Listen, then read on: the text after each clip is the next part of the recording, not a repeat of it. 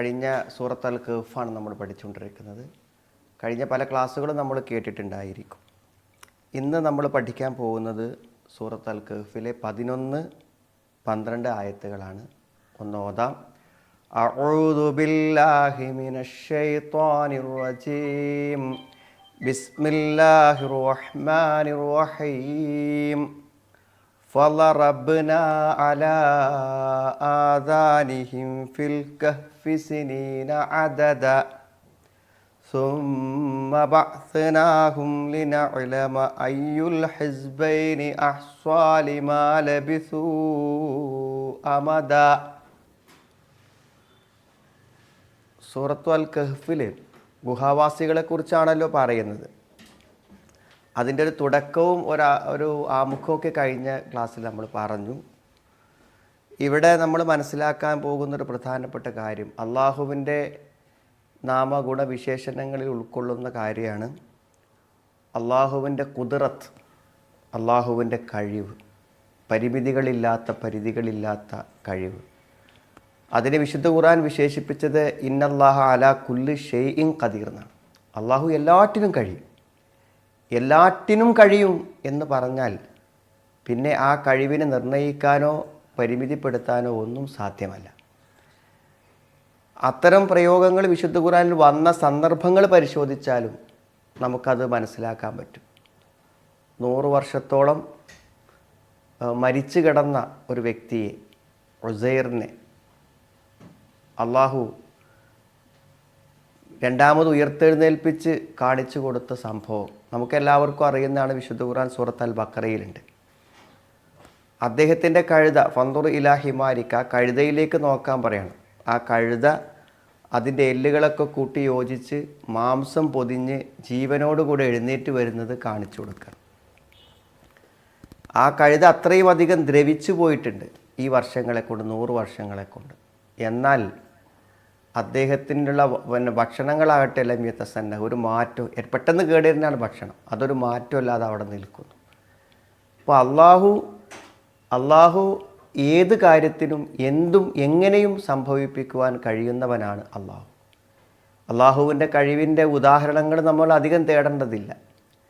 ഈ ആകാശഭൂമികളെ, 7 വാനങ്ങളെ ബിഗൈരി അമദിൻ തറവുനഹ, ഒരിക്കലും കാണാത്ത, ഓരോ ഭാരവും താങ്ങാൻ ആവശ്യമായിട്ടുള്ള തൂണുകൾ വേണം. പക്ഷേ ഈ ഭാരമേറിയ ഗോളങ്ങളും ഗ്രഹങ്ങളും എല്ലാം തങ്ങി നിൽക്കുകയാണ് അന്തരീക്ഷത്തിൽ. അള്ളാഹുവിൻ്റെ കഴിവ് എത്രയാണ്! ഈ ഭൂമിയുടെ സംവിധാനം, അതിൽ ജീവജാലങ്ങളുടെ സംവിധാനം, ഓരോന്നും നമ്മൾ പരിശോധിച്ച് കഴിഞ്ഞാൽ നമുക്കതിൽ കാണാൻ പറ്റും അള്ളാഹുവിൻ്റെ കഴിവിനെ. മറ്റൊന്ന് അള്ളാഹുവിൻ്റെ ഹിക്മത്താണ്. ഹക്കീം എന്ന് പറയും. വഹുവൽ ഹക്കീമുൽ ഖബീർ. അള്ളാഹു എല്ലാം സൂക്ഷ്മജ്ഞാനിയാണ്, അഗാധജ്ഞാനിയാണ്. അള്ളാഹുവിൻ്റെ ഹിക്മത്തിനെക്കുറിച്ച്, ഹിക്മത്തിന് പല അർത്ഥങ്ങളുണ്ട്. അതിൽ ഒരു പ്രധാനപ്പെട്ട ആശയമാണത്. അത് എന്ന് പറഞ്ഞാൽ ഹിക്മത്താണ് വഹിയ മഅരിഫത്തു അഫ്ളൽ അഷിയ. എന്താണ്? ഏറ്റവും ഒരു കാര്യത്തിൽ ഏറ്റവും ഗുണകരമായതും ശ്രേഷ്ഠവുമായ കാര്യം ഏതാണെന്ന് മനസ്സിലാക്കുക. എങ്ങനെ? ബി അഫ്ളൽ ഉലൂം, ഏറ്റവും ശ്രേഷ്ഠമായ അറിവിലൂടെയാണ്.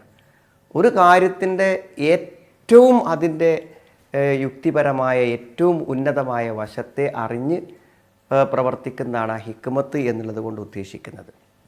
ഈ പ്രപഞ്ചത്തിൽ എവിടെയും അള്ളാഹുവിൻ്റെ ഹിക്മത്ത് നമുക്ക് നിരീക്ഷിക്കാൻ പറ്റും. നമുക്കൊരിക്കലും ചിന്തിക്കാൻ പറ്റാത്ത വഴികളിലൂടെയാണ് കാണുന്നത്. ഒരു കടന്നൽ കൂടുണ്ടാക്കുന്നത് കണ്ടാൽ മണ്ണ് കൊണ്ടുവന്ന് അതിൻ്റെ ഉമിനീര് കലർത്തി ഉറപ്പുള്ള ഭദ്രമായ കൂട്, ആ കൂടിൻ്റെ ഉള്ളിൽ ആ മുട്ട വിരിഞ്ഞ് പുറത്തിറങ്ങുന്നത് വരെയുള്ള ഭക്ഷണം അതെന്ത് ചെയ്യുന്നുണ്ട്? പുഴുക്കളായി അതിൽ നിക്ഷേപിക്കുന്നു. ആ പുഴുവിനെ നിക്ഷേപിക്കുന്നിടത്ത് പറയുന്നൊരു മഹാത്ഭുതമുണ്ട്. ആ പുഴുവിലൊരു പ്രത്യേക വിഷം കുത്തിവെച്ചിട്ട് എന്ത് ചെയ്യും? അതിനൊരു ബ്രെയിൻ ഡെത്ത്, അതായത് ബ്രെയിൻ ഡെത്ത് നടത്തിയിട്ട് അതിൻ്റെ കേടുവരാതെ, എന്നാൽ അതിന് ജീവൻ ഉണ്ടാവില്ല. അങ്ങനത്തെ അവസ്ഥയിലാണ് അത് കൂട്ടിലെന്ത് ചെയ്യുന്നത്? ശേഷിക്കുന്നത് എന്ന് പറയുന്നു. അത്ഭുതങ്ങളാണ് അതിൽ നമ്മൾ കാണുന്ന വശങ്ങൾ. പിന്നെ അത് പാകമായി വിരിഞ്ഞ് വരുമ്പോൾ എന്ത് ചെയ്യുന്നു? ആ കൂട് പൊട്ടിച്ചിട്ട് അവ എന്ത് ചെയ്യുന്നു? പുറത്തേക്ക് വരുന്നു. അപ്പോൾ ഈ പ്രപഞ്ചത്തിലെ ഒരു നിസ്സാരമായൊരു പ്രാണിയെ പരിശോധിച്ചാൽ പോലും മഹാത്ഭുതങ്ങളാണ് നമ്മൾ കാണുന്നത്. ഈ അത്ഭുതങ്ങൾക്ക് പിന്നിലുള്ളത് ആരാണ്? അള്ളാഹുവാണ്. അപ്പോൾ അള്ളാഹുവിൻ്റെ ഹിക്മത്ത് അതിൽ കാണുന്നുണ്ട്, അള്ളാഹുവിൻ്റെ ഖുദ്റത്ത് അതിൽ കാണുന്നുണ്ട്, അള്ളാഹുവിൻ്റെ റഹ്മത്തും ഇല്ലേ അതിൽ.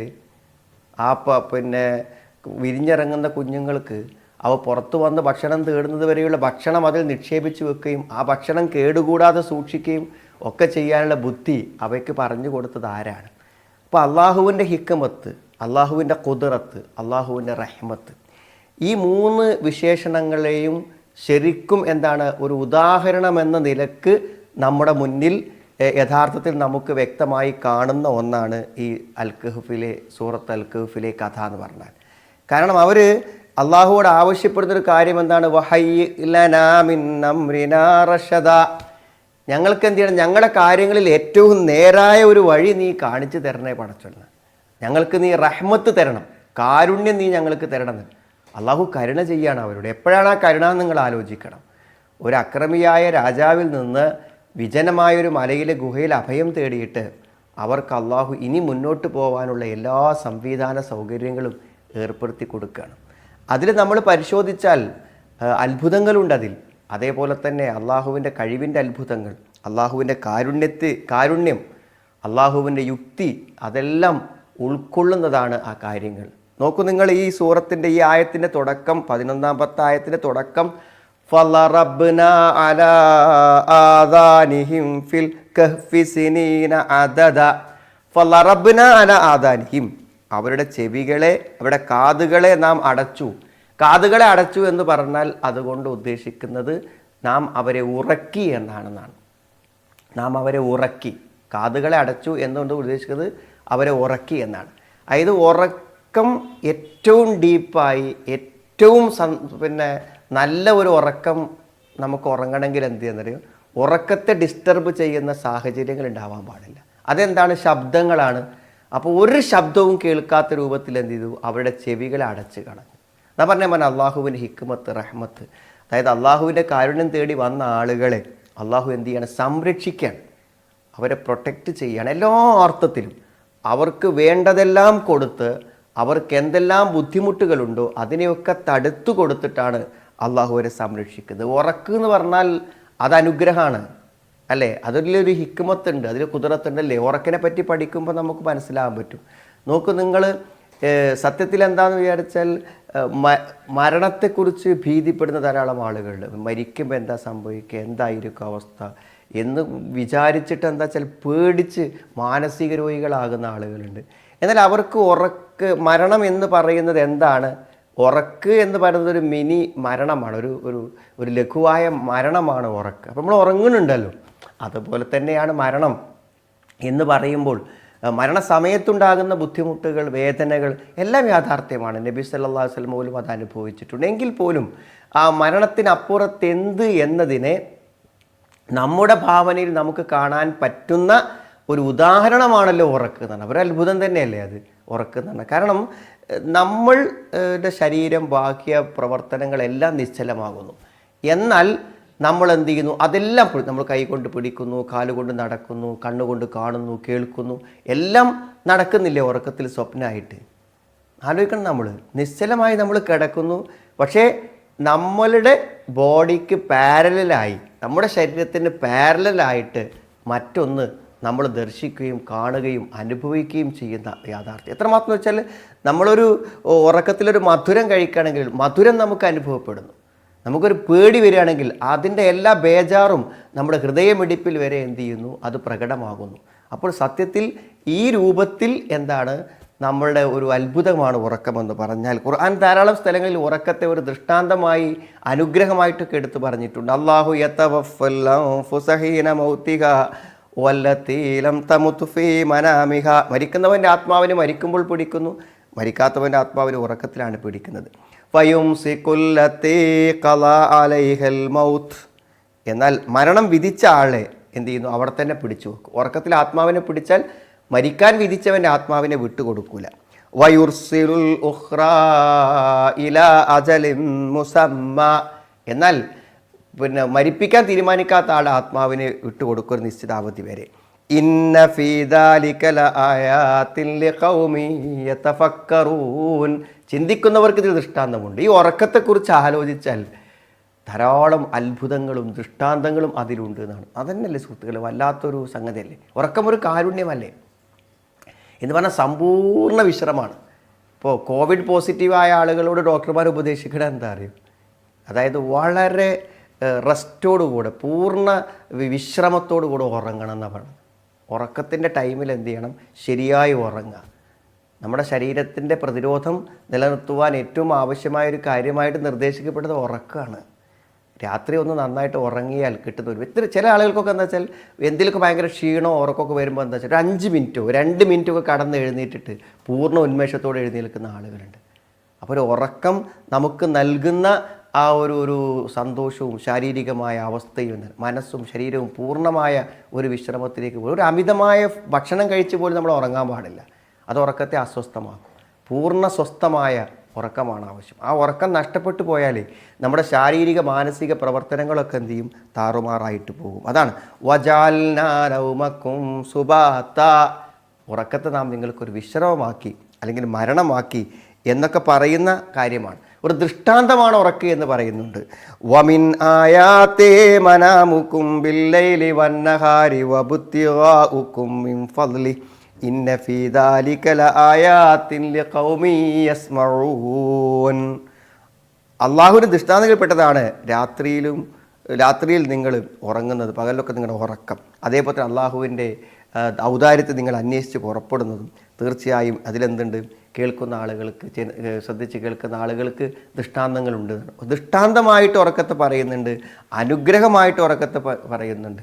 വഹുവല്ലദീ യതവഫാകും ബില്ലൈലി വയഅലമു മാ ജറഹ്തും ബിന്നഹാർ ثم يبعثكم فيه ليقضى أجل مسمى ثم إليه مرجعكم ثم ينبئكم بما كنتم تعملون وهو الذي يتوفاكم بالليل. രാത്രിയിൽ അവനാണ് നിങ്ങളെ മരിപ്പിക്കുന്നത്. വഫാത്ത് എന്നുള്ള പദമാണ് വിശുദ്ധ ഖുർആൻ അവിടെ ഉപയോഗിച്ചത്. അപ്പോൾ ഒരു ദൃഷ്ടാന്തമായി അനുഗ്രഹമായി അള്ളാഹുവിൻ്റെ കഴിവിൻ്റെ ഒരു തെളിവായി യഥാർത്ഥത്തിൽ ഉറക്കത്തെ എടുത്തു പറയുന്നുണ്ട്. അപ്പോൾ അതാണ് അവർക്ക് ഈ അസ്ഹാബുൽ കഹ്ഫിൻ്റെ ആളുകൾക്ക് ഉറക്കത്തെയാണ് അള്ളാഹു തിരഞ്ഞെടുത്തത് ഒരു സുരക്ഷയായിക്കൊണ്ട്. അതിൻ്റെ കാരണം എന്താ, മുഫസ്സിരിങ്ങൾ പറയുന്നുണ്ട്, ഹിഫ്ലുൻ ലി ഖുലൂബിഹിം മിനൽ ഇൽത്തിറാബി വൽ ഖൗഫ് എന്നാണ്. പേടി അസ്വസ്ഥത ഒന്നും ഉണ്ടാവില്ല ഉറങ്ങുമ്പോൾ. ആണ് ഉറക്കത്തിൻ്റെ ഏറ്റവും വലിയ പ്രത്യേകത. എന്തൊക്കെ ആശങ്കകളുണ്ടോ നോക്ക് നിങ്ങളിപ്പോൾ. ഒരു മാരകമായ രോഗം, ഒരു ക്യാൻസർ ഒരു 4th സ്റ്റേജിലൊക്കെ എത്തിയ ആളാണ് വിചാരിച്ചു നിങ്ങൾ, അല്ലെങ്കിൽ എന്തൊക്കെ പ്രശ്നങ്ങളിലെ ആളായിക്കോട്ടെ. പക്ഷേ ഉറങ്ങുന്നതോട് കൂടെ എന്താ വെച്ചാൽ എല്ലാറ്റിൽ നിന്നും അയാൾ മുക്തനായി. പിന്നെ അയാൾ മറ്റൊരു ലോകത്താണുള്ളത്, ഉറക്കത്തിലാവും. അപ്പോൾ തൽക്കാലം എന്ത് ചെയ്യും, ആ രോഗചിന്തകളും വ്യാകുലതകളും എല്ലാം അയാളിൽ നിന്ന് വിട്ടുപോവുകയാണ് ചെയ്യുന്നത്. അതുകൊണ്ടാണ് പലപ്പോഴും മാനസിക അസ്വാസ്ഥ്യമുള്ള ആളുകൾ ഉറക്കുന്നതിൻ്റെ കാരണം, ഉറങ്ങുമ്പോൾ അവരെന്ത് ചെയ്യില്ല, മറ്റു കാര്യങ്ങൾ അറിയാതെ പോകും. ഇത് എപ്പോൾ തങ്ങളെ ജീവൻ നഷ്ടപ്പെടും അന്വേഷിച്ച ആൾക്കാർ വരുന്നുണ്ടോ, പുറത്തുനിന്ന് ഒരു ഇല അനങ്ങുമ്പോൾ പോലും രാജാവിൻ്റെ കിങ്കരന്മാർ വരികയാണോ എന്ന് പേടിച്ചിരിക്കേണ്ട ഒരു സന്ദർഭത്തിലാണ് അള്ളാഹു അവരെ ഉറക്കണത്. അതും എങ്ങനെ, ചെവി അടച്ച് യാതൊരു ശബ്ദവും കേൾക്കാതെയാണ് അവരെ ഉറക്കുന്നതെന്ന് കാണാൻ പറ്റും. ഫളറബ്നാ അലാ ആദാനിഹിം ഫിൽ കഹ്ഫി സിനീന അദദാ. അതായത് അങ്ങനെ കുറേയേറെ വർഷം ആ ഗുഹയിൽ വെച്ച് അള്ളാഹു എന്ത് ചെയ്തു, അവരുടെ കാതുകളെ അടച്ചു. ധാരാളം അവരാ ഗുഹയിൽ കഴിച്ചു കൂട്ടിയ ധാരാളം വർഷങ്ങളിൽ അള്ളാഹുയുടെ ചെവികളെ എന്ത് ചെയ്തു, അടച്ചു എന്നാണ്. അപ്പോൾ ആ ചെവികളെ അടച്ച് കളഞ്ഞ് അവരെ ഉറക്കി കളഞ്ഞു. അർത്ഥം വർഷങ്ങളോളമുള്ള ഉറക്കാണ്. നമ്മൾ ആലോചിക്കണം, വർഷങ്ങളോളമുള്ള ഉറക്കം. എത്ര ഉറങ്ങിയെന്ന് ചോദിച്ചാൽ വലബിസൂ ഫീ കഹ്ഫിഹിം 300 സിനീന വസ്ദാദു 300 വർഷം 309 വർഷങ്ങൾ എന്ത് ചെയ്തു, അവർ ഉറങ്ങിയെന്നാണ്. 300 പിന്നെ 9, 309 വർഷം ഉറങ്ങുക എന്ന് പറഞ്ഞാൽ ആലോചിച്ച് നോക്കൂ നിങ്ങൾ, എന്തൊരു ദീർഘമായ ഉറക്കമാണ് അവർ ഉറങ്ങിയത്. അള്ളാഹുവിൻ്റെ, ഞാൻ പറഞ്ഞല്ലോ, അള്ളാഹുവിൻ്റെ ഒരു അനുഗ്രഹം ഇവർക്ക് കിട്ടിയതല്ലത്, ഒരു ഭയങ്കര അത്ഭുതമല്ലേ. അത്രയും വർഷം ഉറങ്ങുക അറിയുമ്പോൾ അവർ ഭക്ഷണം കഴിക്കുന്നില്ല, ഒന്നും ചെയ്യുന്നില്ല. അത്രയും വർഷം അവരുടെ ബോഡി ദ്രവിച്ചു പോവാതെ അവരെവിടെ നിലനിർത്തുകയാണല്ലോ. മരിക്കല്ലേ ചെയ്യണത്, ഉറങ്ങുക ചെയ്യണത്. ഇങ്ങനെ ഒരു ഭാഗത്ത് കിടന്നിട്ട് അവർക്ക് അത് അള്ളാഹുവിൻ്റെ ആ ഒരു സംരക്ഷണം നോക്ക് നിങ്ങൾ. ഒന്ന്, ആ ഗുഹയുടെ പൊസിഷനാണ് നമ്മൾ വരാൻ പോകേണ്ടത്. അതായത് കഴിഞ്ഞ ക്ലാസ്സിൽ നമ്മൾ പറഞ്ഞല്ലോ, കിഴക്കുമല്ല പടിഞ്ഞാറുമല്ല എൻ്റെ മുഖം, രണ്ടാണെങ്കിലും എന്ത് ചെയ്യും, ഒരു പകുതി സമയം സൂര്യൻ്റെ വെളിച്ചം അവിടേക്ക് എത്തും. അപ്പോൾ ഒരു 300 കൊല്ലം വെയിലത്ത് കടന്നാൽ എന്തായിരിക്കും അവസ്ഥ. പക്ഷെ അള്ളാഹു അവരെ സംരക്ഷിച്ചു. പിന്നെ ഒരു ഭാഗത്തേക്ക് തന്നെ കിടന്നിട്ടുണ്ടെങ്കിൽ അതെന്ത് ചെയ്യും, ദ്രവിച്ചു പോകൂലേ. വനുക്കല്ലിബും ദാത്തല്ലേമിനി വദാത്ത ഷിമാൽ. അപ്പോൾ ആ മറിച്ചിടലിലൊരു കരുണയില്ലേ അവരോട്, ആ മരിച്ചിടലിലൊരു കുതിരത്തില്ലേ, ആ മരിച്ചിടലിലൊരു ഹിക്മത്തില്ലേ. മൂന്നുണ്ടല്ലോ അതിൽ. അള്ളാഹുവിൻ്റെ കുതിരത്തുണ്ട്, അള്ളാഹുവിൻ്റെ ഒരു ഹിക്മത്തുണ്ട്. കാരണം ഉറങ്ങിക്കിടക്കുന്ന ആളുകൾ അവർ പോലും അറിയാതെയാണ് അവർ തിരിഞ്ഞു മറിഞ്ഞും കിടക്കണത്. അവരറിയണില്ലല്ലോ, തിന്നു വന്ന് മറിഞ്ഞ് കിടക്കട്ടെ എന്ന് വിചാരിച്ച് മറിഞ്ഞ് കിടക്കല്ല. അപ്പോൾ അള്ളാഹു അവരെ കൃത്യമായി എന്ത് ചെയ്യുന്നു, തിരിച്ചു മറിച്ചു വിടുന്നു. പിന്നെ അവർക്ക് 300 ചില്ലാനം വർഷം നിലനിൽക്കാൻ ആവശ്യമായിട്ടുള്ള ശാരീരികമായിട്ടുള്ള ഊർജവും മറ്റു കാര്യങ്ങളും അള്ളാഹു എന്ത് ചെയ്യുന്നു, നൽകുന്നു. അത്ഭുതമല്ലേ സുഹൃത്തുക്കളെ. സത്യത്തിൽ എന്താ ഈ പിന്നെ അസ്ഹാബുൽ കഹ്ഫിനെ കുറിച്ചുള്ള വാർത്ത നബി സല്ലല്ലാഹു അലൈഹി വസല്ലമയുടെ അഭിസംബോധിത സമൂഹമായിട്ടുള്ള മക്കയിലെ ഖുറൈശികൾക്കും മുശ്രിക്കീങ്ങൾക്കൊക്കെ അറിയും, അവർക്ക് അറിയും. കാരണം വേദക്കാർക്ക് ഇത് അറിയാം. കാരണം ഈ അസ്ഹാബുൽ കഹ്ഫിൻ്റെ കഥകൾ വേദങ്ങളിലുണ്ട്. അവരിൽ നിന്ന് കേട്ടിട്ടാവാം ആ കഥയുടെ സത്യമായ രൂപമാണ് വിശദീകരിച്ചു കൊടുക്കുന്നത്. ഒരു വേദക്കാരനായിട്ടുള്ള ഒരാൾക്ക് വിശുദ്ധ ഖുർആനിൻ്റെ ദൈവികതയും സത്യതയും ബോധ്യപ്പെടാൻ ഈ ഒരു കഥ മാത്രം മതിയാകും. ശരി. ഫളറബ്നാ അലാ ആദാനിഹിം ഫിൽ കഹ്ഫി സിനീന അദദ. അങ്ങനെ കുറേയേറെ വർഷം ആ ഗുഹയിൽ വെച്ച് അള്ളാഹു അവരുടെ കാതുകളെ എന്ത് ചെയ്തു, അടച്ചു കളഞ്ഞു, അവരെ ഉറക്കിക്കളഞ്ഞു എന്നാണ് പറയുന്നത്. പിന്നെയോ ثم بعثناهم لنعلم أي الحزبين أحصى لما لبثوا أمدا. ഇവർ ഉറങ്ങിക്കടന്നപ്പോൾ അവരുടെ ഉറക്കത്തിൻ്റെ സമയത്തെക്കുറിച്ചും കാലത്തെക്കുറിച്ചും തർക്കമുണ്ട്. കാരണം ഇവരെവിടെ പോയത്, ഇവർ ഗുഹയിൽ അഭയം തേടി, പിന്നെ എന്താ ഇവർക്ക് സംഭവിച്ചത്, ഇവർ നാട്ടിൽ നിന്ന് എവിടെ പോയി, അത് പിന്നൊരു അഡ്രസ്സ് ഉണ്ടായിട്ടില്ല. ആ രാജാവിൻ്റെ കാലം കഴിഞ്ഞ് ഏറെ 3 നൂറ്റാണ്ട് കഴിഞ്ഞില്ലേ, 3 നൂറ്റാണ്ട് കഴിഞ്ഞിട്ടും ഇവരെക്കുറിച്ചൊരു അഡ്രസ്സും ഇല്ലല്ലോ. അപ്പോൾ ജനങ്ങളിൽ ഇതിൻ്റെ വിവാദങ്ങൾ നിലനിൽക്കുകയാണ്. അപ്പോൾ അതിൽ വിശ്വാസികൾ ഒരു പക്ഷത്തും വിശ്വാസികളല്ലാത്തവർ മറ്റൊരു പക്ഷത്തുമാണ്. വിശ്വാസികൾ എന്ത് ചെയ്യും, അള്ളാഹുവിൻ്റെ നല്ലവരായ ദാസന്മാരായതുകൊണ്ട് അള്ളാഹു അവർക്കൊരു സംരക്ഷണം കൊടുത്തിരിക്കാമെന്നായിരിക്കും എന്ന് വിചാരിക്കുക, അതിലൊന്നും പറയണില്ല. അവിശ്വാസികൾ നേരെ എതിരായിരിക്കുമല്ലോ പറഞ്ഞിട്ടുണ്ടാകുക. ഏതായിരുന്നാലും അതിലെ ശരിയും സത്യവും മനസ്സിലാക്കി കൊടുക്കുവാനും അവരെത്ര വർഷം ഉറങ്ങി എന്ന് പറയുന്ന വിവാദങ്ങൾക്ക് ഒരു പരിസമാപ്തി കുറിച്ചുകൊണ്ടും എന്ത് ചെയ്തു, അവരെ അള്ളാഹു തിരിച്ചു കൊണ്ടുവരുവാണ്. അവർ ജീവിച്ചതല്ലാത്തൊരു കാലഘട്ടത്തിൽ അവർ രണ്ടാമത് തിരിച്ചു വരികയാണ്. നോക്കൂ നിങ്ങൾ, ആ തിരിച്ചുവരവിൻ്റെ ഒരു മഹാത്ഭുതം. നമ്മളിപ്പണ്ട് ഉറങ്ങിപ്പോയിട്ട് ഒരു 3 നൂറ്റാണ്ട് കഴിഞ്ഞ് നമ്മളിവിടെ വരുമ്പോൾ എന്തായിരിക്കും ഈ ലോകത്തിൻ്റെ അവസ്ഥ, ചിന്തിക്കാൻ പറ്റുമോ നമുക്ക്? അപ്പോൾ ആ തിരിച്ചുവരവ് എങ്ങനെയായിരിക്കും? ഭക്ഷണത്തിന് വേണ്ടി അങ്ങാടിക്ക് പറഞ്ഞയക്കാണ് അവർ. ആ സമയത്താണ് ആ ലോകത്തിൻ്റെ മാറ്റം അത്ഭുതത്തോടെ അവർ ദർശിക്കുന്നത്. എന്തൊരു അവസ്ഥയാണെന്ന് ആലോചിച്ച് നോക്കും നിങ്ങൾ. സുമഭാസനാകും, പിന്നെ നാം അവരെ എന്ത് ചെയ്തു, എഴുന്നേൽപ്പിച്ചു. സുമഭാസനാകും, പിന്നെ നാം അവരെ ലിനഅലമ, നാം അറിയുന്നതിന് വേണ്ടി അയ്യുൽ ഹിസ്ബൈൻ, ഈ 2 കക്ഷികളിൽ ഏത് കക്ഷിയാണ് അഹ്സ്വാ ലിമാ ലബിസു അമദ, എന്താണ് അവർ ആ ഗുഹയിൽ താമസിച്ച കാലത്തെപ്പറ്റി കൃത്യമായി അറിയുന്നവർ. അവരാ ഗുഹയിൽ താമസിച്ച കാലത്തെപ്പറ്റി കൃത്യമായി അറിയുന്നത് ആ 2 കക്ഷികളിൽ ഏത് കക്ഷികളാണെന്ന് എന്താണ് അറിയത്തക്കവണ്ണം അവരെ നാം എന്ത് ചെയ്തു, ഉയർത്തെഴുന്നേൽപ്പിച്ചു എന്നാണ് ഈ 2-ാമത്തെ ആയത്തിൽ പറയുന്നത്. അതായത് അവിടെ ഉണ്ടായിരുന്ന ചില വിവാദങ്ങളുണ്ട്, അവരുടെ താമസത്തെ, അവരുടെ ഉറക്കത്തെക്കുറിച്ചും വർഷത്തെക്കുറിച്ചൊക്കെ. അതിലെ ശരി വ്യക്തമാകത്തക്ക വിധത്തിൽ അള്ളാഹു എന്ത് ചെയ്തു, അവരെ തിരിച്ചു കൊണ്ടുവന്നു എന്നാണ് ഇതിൽ പറയുന്നത്. ഇനി അവർ ഉറങ്ങിയ കാലത്തെക്കുറിച്ചും സമയത്തെക്കുറിച്ചുമൊക്കെ ഇനി 25-ാമത്തെ ആയത്തിൽ ശേഷം എന്ത് ചെയ്യുന്നുണ്ട്, വരാൻ പോകുന്നുണ്ട്. അപ്പോൾ സുഹൃത്തുക്കളെ, ഈ കഥയിലെ ഓരോ വശങ്ങൾ, ഒരു നായയുണ്ട്, കൽബുഹും ബാസിദ്, ഒരു നായുണ്ട് കാവലായിട്ട്. പിന്നെ നമ്മൾ നോക്കുന്നത് ചെവി അടച്ചു എന്ന് പറയുമ്പോൾ കണ്ണിനെ കുറിച്ച് പറയുന്നില്ലല്ലോ ഇവിടെ. ചെവി അടച്ചു എന്ന് പറയുന്നുണ്ടെങ്കിലും കണ്ണിന് എന്ത് സംഭവിച്ചു എന്ന് പറയണില്ല. പക്ഷേ മറ്റൊരു സ്ഥലത്ത് പറയേണ്ട തഹ്സബുഹും ഐക്കാലം വഹും റുക്കൂ എന്നാണ്. അവർ ഉറങ്ങുകയാണെങ്കിലും ഉണർന്നിരിക്കുകയാണെന്നാണ് നീ അവരെക്കുറിച്ച് മനസ്സിലാക്കുക. കണ്ടാൽ ഉണർന്ന് കിടക്കാന്നാണ് തോന്നുക. അതുകൊണ്ട് ലവിത്തലത്തെ ആലയും ലവല്ലൈത്ത മിൻകും ഫിറ, നീ കണ്ടവരെങ്ങാനും നീ നോക്കിയിട്ടുണ്ടെങ്കിൽ നീ പേടിച്ചു പോകും. അങ്ങനെ കണ്ണ് തുറന്ന് ഉറങ്ങിക്കിടക്കുന്ന, ഭയപ്പെടുത്തുന്നൊരവസ്ഥയിലാണ് അവർ കിടക്കുന്നത് എന്നും പറയുന്നു. അപ്പോൾ കണ്ണുകൾ തുറന്ന് കിടക്കുന്നു. അള്ളാഹുവിൻ്റെ ഒരു അത്ഭുതകരമായിട്ടുള്ള ഒരു ദൃഷ്ടാന്തം എന്നല്ലേ നമുക്കിതിനെപ്പറ്റി പറയാൻ പറ്റുള്ളൂ. സുഹൃത്തുക്കളെ, നമ്മളെന്തിനാണ് അള്ളാഹുവിനിൽ വിശ്വസിക്കുകയും തൗഹീദ് ഉൾക്കൊള്ളുകയും ചെയ്തിട്ട് അള്ളാഹുവിനോടൊരു സന്നിഗ്ധ ഘട്ടത്തിൽ അള്ളാഹുവെ നീ ഞങ്ങൾക്ക് കരുണ തരണേ, ഞങ്ങളുടെ ഈ കാര്യങ്ങളിൽ നീ ശരിയായൊരു വഴി മാർഗം ഞങ്ങൾക്ക് കാണിച്ചതാ എന്ന് അള്ളാഹുവോട് പറഞ്ഞപ്പോൾ അള്ളാഹു അത്ഭുതങ്ങളല്ലേ സുഹൃത്തുക്കളെ ഇവിടെ പ്രവർത്തിച്ച അവരെ കൊണ്ട്. അപ്പോൾ നമ്മൾ ഈ അള്ളാഹുവിൻ്റെ റഹ്മത്ത്, കാരുണ്യം, അള്ളാഹുവിൻ്റെ കുതിരത്ത്, കഴിവ്, അള്ളാഹുവിൻ്റെ ഹിക്മത്ത്, ഈ യുക്തിജ്ഞാനം, ഇതിനെക്കുറിച്ചുള്ള പ്രതീക്ഷകളുള്ള ഒരാൾക്ക് ജീവിതത്തിൻ്റെ ഒരു രംഗത്തിലും ഒരു കാര്യത്തിലും ഒരു നിരാശയുടെയോ അതേപോലെ തന്നെ ഒരു മാനസിക പ്രയാസത്തിൻ്റെയോ കാരണമില്ല എന്നാണ് പറയണത്. ചില സന്ദർഭങ്ങളിൽ ചില ആളുകൾ നമ്മളോട് ചില കാര്യങ്ങൾ പറയും. അപ്പോൾ പറയുമ്പോൾ ഇപ്പോൾ ഒരു കുട്ടിയുടെ അസുഖത്തെക്കുറിച്ചൊരു സഹോദരി പറയും. അപ്പോൾ ആ അസുഖത്തിൻ്റെ അവസ്ഥകൾ നമ്മൾ കേട്ട് കഴിഞ്ഞാൽ ആ കുട്ടിനെ പരിചരിക്കാൻ അവരെടുക്കുന്ന എഫർട്ട്, അവരെടുക്കുന്ന അധ്വാനം, അതിൻ്റെ ഒരു വശമൊക്കെ കേൾക്കുമ്പോൾ നമുക്ക് തന്നെ എന്താണ് അവരോട് നമുക്ക് ചെയ്യാൻ പറ്റില്ല. ഒരു ഉമ്മ തന്നെ ചെയ്തു കൊടുക്കണം, വേറൊരാൾക്ക് ചെയ്തു കൊടുക്കാൻ പറ്റാത്ത കാര്യങ്ങൾ. എന്നാൽ അത് ചെയ്തു കൊടുക്കാൻ വേണ്ട സമയം, അതിൻ്റെ അധ്വാനം, അതിൻ്റെ ഉറക്കമൊഴിക്കൽ, അതായത് ഒരു വ്യക്തിയുടെ കഴിവിൻ്റെ അപ്പുറത്തേക്കാണ് അതൊക്കെ. അപ്പോൾ ഇതിനി എന്നാണൊരു അവസാനം, എന്നാണ് എനിക്കിതിൽ നിന്നൊരു മോചനം, കുട്ടി എന്തായിരുന്നാലും ജീവിച്ചിരിക്കുന്നിടത്തോളം കാലം ഞാനിത് അനുഭവിക്കണ്ടേ എന്ന് ചിന്തിക്കുമ്പോൾ എന്താ നമ്മൾ പറഞ്ഞു കൊടുക്കുക? അതിലും ഒരാശ്വാസം, ഇന്ന മഅൽ ഉസ്രി യുസ്രൻ, പ്രയാസമുണ്ടോ ഒരു എളുപ്പമുണ്ടായിരിക്കും എന്ന് അള്ളാഹ് പറയുമ്പോൾ നമ്മൾ പ്രതീക്ഷിക്കണം. അപ്പോൾ ഈ ത്യാഗപൂർണമായിട്ടുള്ള അധ്വാനങ്ങളും കഷ്ടപ്പാടുകളും ചെയ്യുമ്പോൾ എന്താണ് അത്തരം ആളുകൾ ചിന്തിക്കേണ്ടത്?